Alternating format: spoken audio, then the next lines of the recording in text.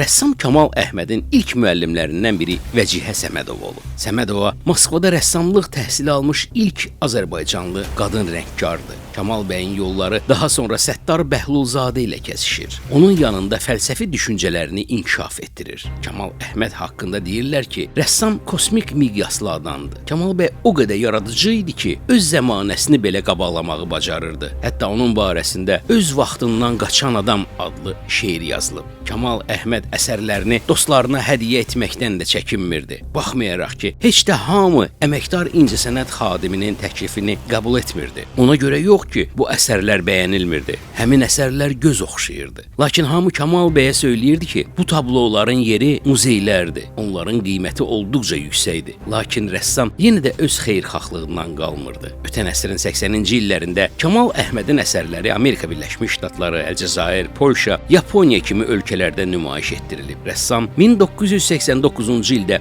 İtaliyanın Varese şəhərində təşkil olunan sərgidə də iştirak edir. Onun rəsmləri o qədər bəyənilir ki, hətta şəhərin meri rəssamın əllərindən öpür.